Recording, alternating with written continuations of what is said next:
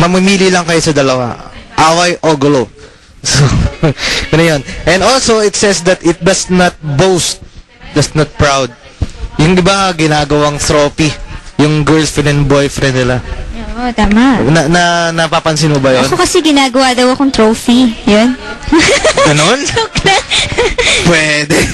Okay, ginagawang trophy yung parang kung saan nililibot, parang laging may sagala. Yun. Tapos, tapos kino-compare sa others. Alam mo, yung girlfriend mo, hindi maganda. Eto, maganda girlfriend ko. Yun. Parang wala ka sa girlfriend ko. Yun. Tapos may sisingit, wala yan sa lolo ko. Ayun nga eh. So, yung mga lalaki minsan, parang ang pa-proud nila, pare, ako yung nasa hulihan ng pila. Pero ako yung sinagot. Yun, no? So, parang ang proud, di ba? So, it says also that it is not rude. Dito pumapasok yung PDA. Okay. Kahit nasa jeep. Yung parang saan sa nakahawak. Si LRT. Yun. Yeah, may kissing scene pa. Parang walang nakita. Feeling yun. nila nasa movie sila. Nakakita ka ba lang doon? Yeah. Ako, many times nakakita ako nun. So, ganun eh. But the Bible says that is not love. It protects actually. So, not self-seeking. What does it mean? Yung kahit na merong major exam, pag nagsabay sa mansari, huwag ka nang mag-exam. Mawawalan tayo ng time together. Yun, no? Huwag nang mag-exam. Oo, wag na. Nakakasira ng relationship yan. Tama, yun. So, napaka-selfish. Kaya yung iba hindi nakakapag-concentrate eh. Yun. Kaya marami na si Cinco, Brad. Ba't ka na Cinco? Tinanong ng magulang. Yun, March na. Yun, No. diba? Yung mga nakasingko dyan, isa ng dahilan yan. Bukod sa hindi nag-aral. No? Talagang mahirap. Oo. So, talagang iba yan. Alright. So, sinabi nun doon that not easily angered. Di dapat madaling magalit. Yung tipong na-late ka lang ng ilang minuto, nag-walk out na, di ba, meron lang sinabing di sinasadya. Naguhurumentado. Ganyan. Sinabi mo na naman yan. So, kadalasan nito mga babae. Hindi, joke.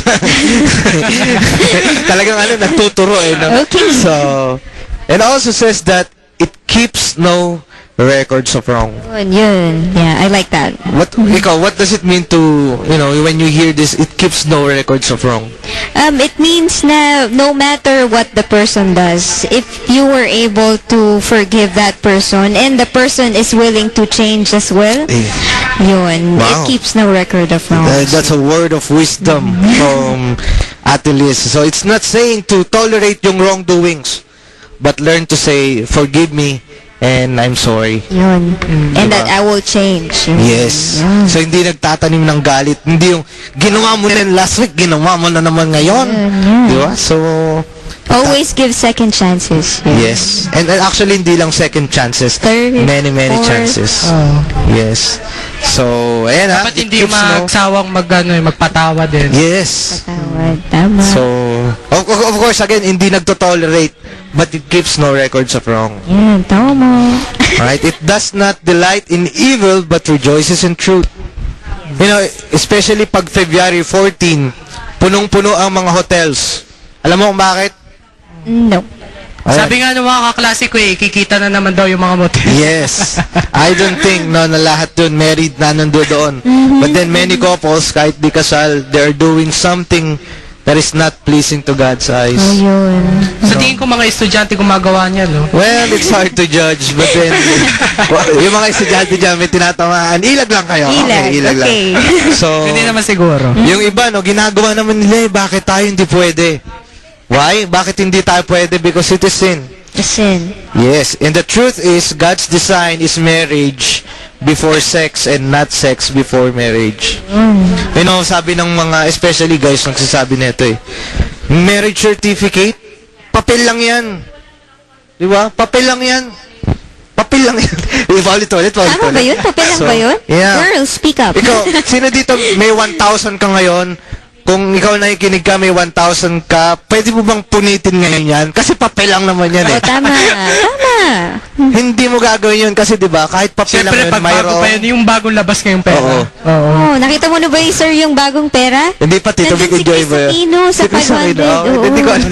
Kala ko si Hindi Tito, na sila dun si Tito Vic enjoy na yung nakalagay. But anyway, so the point is, hindi mo pupunitin yung 1,000 because it's not just because papel lang yun, but because of the value of the people. Yung value. And so with the marriage certificate, may value yan.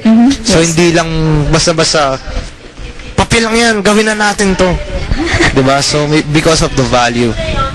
Now, number 7, it protects, it always protects. You know, hindi yung what other will say. Diba, magiging showbiz central. Yung pang showbiz. Yung pag, yun. halimbawa, nagkalabuan kayo, tapos binubroadcast mo na, ay, alam mo, kaya hiniwalayan ko yan kasi mabaong hininga niyan. Okay? May buhok yan sa kilikili. So, Sino diba? wala?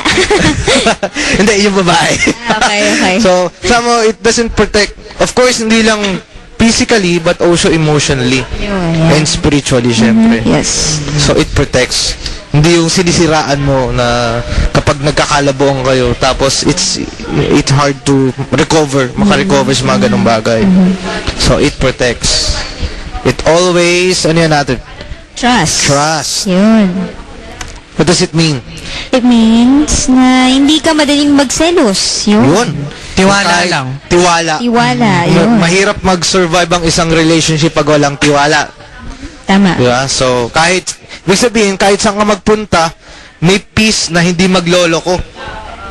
Hindi ka paranoid. Ikaw ba, sir, yung girlfriend mo dati, nasa na ba siya ngayon? Hindi ko alam eh. Huwag na natin pag-usapan yung mga bagay-bagay na ganyan. The past is past. Past Oh, is fast. Ayan. Very fast. Okay. Alright. So, kung isa-isahin natin, gagabihin tayo. It also says that, talagang binago na yung usapan. It always hopes. It always perseveres. Always hopes. Kahit anong mangyari. Yun, kahit ano mangyari. So, umaasa lagi na sa mga bagay-bagay. It perseveres na kahit na marami kayong pagdaanan na baku-bako, liku-liku, it perseveres. Kasi naniniwala ako kahit na anong mangyari kung kayo talaga, kayo. Talaga. Yun. Yes. You're meant to be. Alright? And, you know, love never fails. Now, I want us to pray and examine ourselves.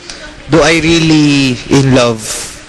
Do you really know? Or it's just an emotion? Di ba sabi kanta, it's just emotion that make me over. Mga ganun. So, or it's just lust. Do I have the right thinking towards love? Or I don't love according to God's standard? Do I really understand what love is all about? Kasi kapag itong mga bagay na to, yung sinasabi sa Bible, hindi mo naintindihan, then you will not know what love is all about. So, but before you fall out of love, you must fall in love with God first. Then you can share a love like Him to others as well. Yun, kasi siya yung source ng Yes. love. So, napag-usapan kapag natin alam kanina mo yan. na kung ano yung totoong love, marunong ka na kung paano mo Source siya of isi-share. true love. Yes. Yun, Sino yung source of example true ng love? Si God. Yun. Okay. Ano yung standard? Standard is si Jesus. Now, yung standard ni Jesus sa 1 Corinthians, ito yung Yun. sinabi sa 1 Corinthians, again, 13:4. basahin natin. Love is Patient. Love is kind. It does not envy. It does not boast. It is not proud. Yun. It is not rude. Not self-seeking.